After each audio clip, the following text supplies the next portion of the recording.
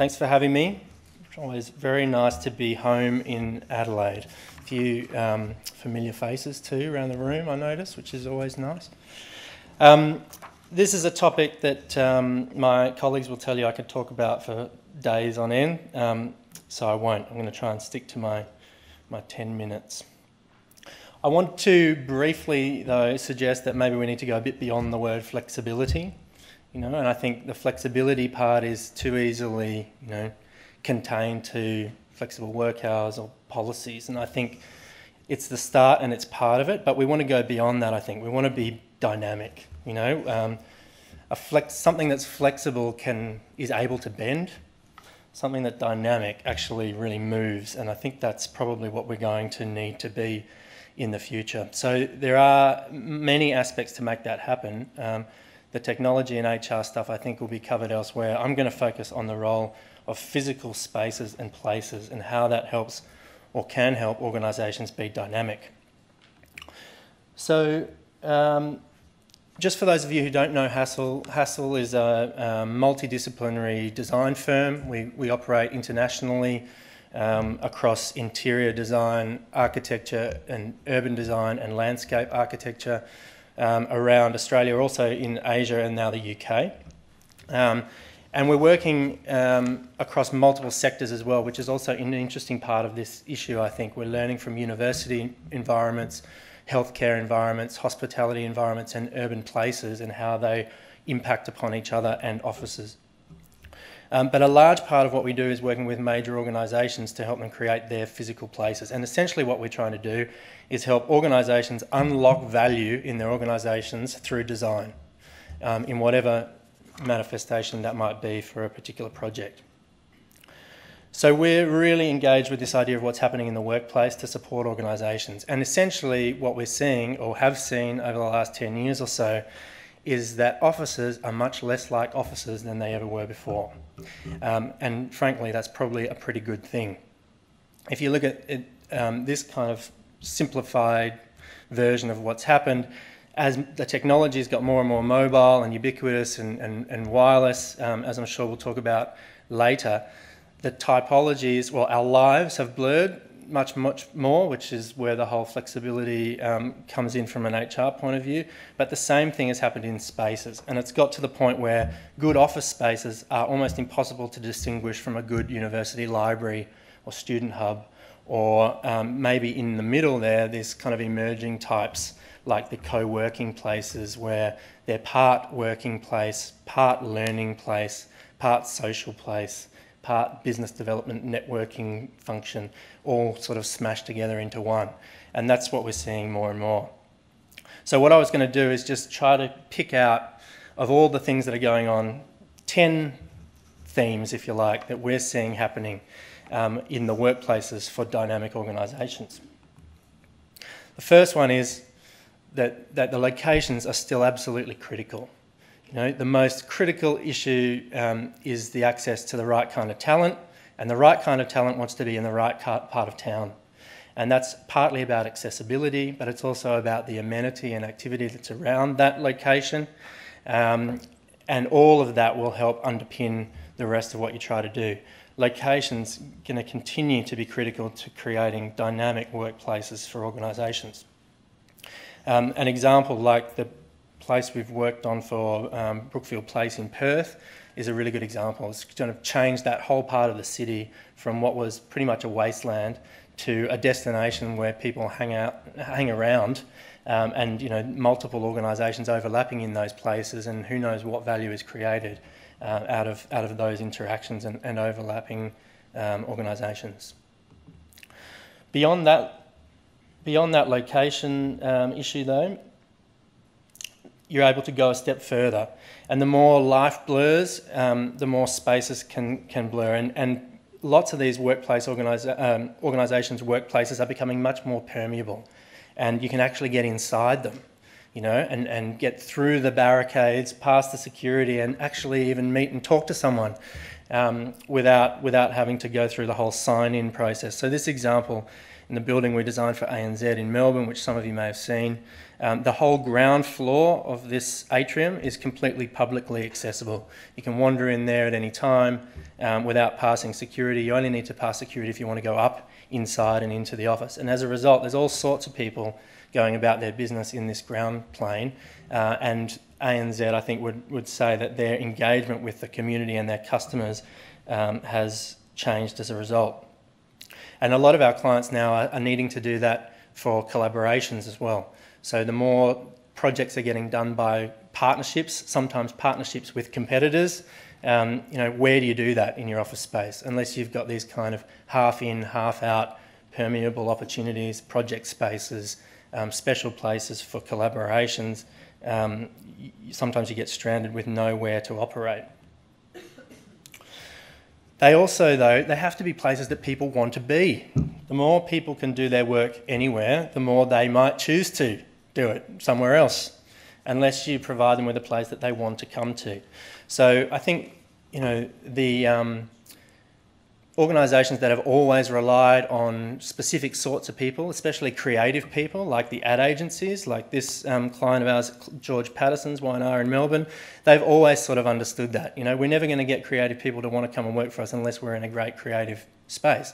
And all we're seeing now, I think, is that realisation occurring more broadly in other mainstream businesses, and we'll probably hear a bit more about that, I suspect, as well. But these places, people have really good bullshit detectors when it comes to physical space. Inauthentic, fake places people don't like. They can't even tell you why they don't like them. They just know, and they won't use them. So how to make a place that's authentic, that people like being in, is a critical challenge when you want people to be there, to be together. Once they are there and together, how they can see each other, get to each other, move to each other becomes the next challenge, maybe. And so that transparency internally has driven a lot of workplace design over the last 10 years in Australia. All the open atriums, all of the visually contiguous spaces, open spaces where you can see who's there, you can get to them easily, you can understand where you fit in the organisation, and perhaps even, like in this example, the project we've just finished for Medibank in Melbourne, it sort of tells you, we want you to move around the organisation and meet each other. And that's the expressive value that space can have. It can convey to people how you want them to work, and then help them do it. It can also help you rearrange as well, because if you're connected to each other in 3 dimensions, you can rearrange the business in 3 dimensions. So instead of it being a factor of, people times cubicles horizontally when you want to rearrange, you can do that vertically, you can do it horizontally, you can grow and change the way your business changes. Within the workspace itself, I think what we're seeing is much more intense activity and much more diverse activity. So much more acceptance of more things going on in the same amount of space and more different things going on together in the same space. Because out of those adjacencies come opportunities, right? Ideas.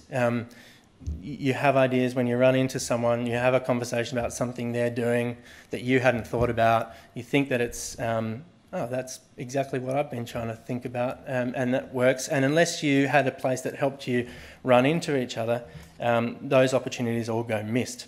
So again, we're learning from lots of other kinds of spaces, particularly places like university libraries, where no one tells the kids where to sit to do their project. They sort themselves out, and they pile in, and when it needs to accommodate 200 people, they all fit, and when it needs to only accommodate 40, they spread out, There's no facility manager, there's no application for additional space, there's no booking system, and yet everyone survives. And maybe workplaces need to be a bit more like that. Certainly when we've been working lately with the co-working spaces, which has been a great experiment for us. We work with the Hub organisation to design their co-working spaces in Sydney and Melbourne and Adelaide. It's a great test. What would you do if you were designing a workplace for an organisation that wasn't actually an organisation? It was just a collection of people who were all trying to do good stuff together, and the structures and bureaucracies disappear. What do they need? What do they need when you strip all that away? And the main thing they need is the ability to change and rearrange themselves at their own speed, at the speed of their work, you know, the speed of business. They don't have to wait till next Tuesday for someone to put their project team together, because they can do it themselves straight away. And I think, you know, which organisation wouldn't want to be able to do that? There are other layers too, though. Increasingly, importance of health and well-being. There's no doubt that our places could help us live healthier lives.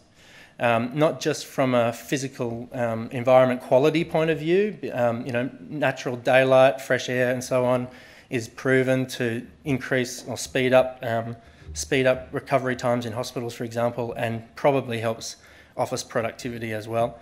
But also in terms of mental health, which I think is a really big issue for office-based workers. Beyond Blue says that more than 40% of absenteeism from office-based work is related to mental health issues, not other kinds of illness. The main cause of that is anxiety and depression-related conditions, and the main cause of anxiety and depression is a lack of control over how and when you do your work when under pressure. So pretty much the best way to make someone anxious and depressed would be to put them in a fixed desk, pile tasks upon them, and then give them nowhere else to go, right? Which is essentially what we've been doing for quite a long time.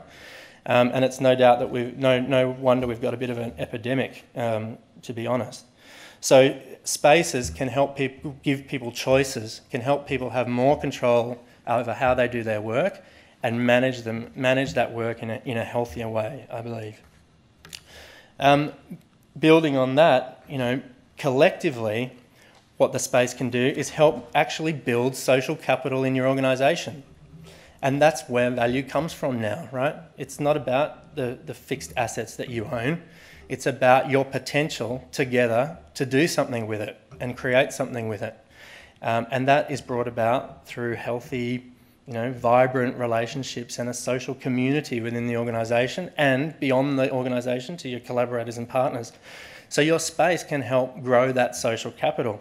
This is an extreme example, again, up in Asia, in Bangkok, for the telco in Thailand, where they had a retention problem, and Thai people love doing social stuff together. And so there's a whole floor of basically shared activity spaces, gyms, music rooms, all this stuff, and the young demographic use it all the time, and it's built this kind of cohort that has demonstrably improved their retention rates within the organisation. So if you look around your organisation and there's nowhere for people to socialise and have an authentic social connection, potentially all that social capital is being missed out. And beyond that, how do you engage outside your organisation? Is your office a destination for the industry and the local market? Do you have the industry in your space all the time for events and so on?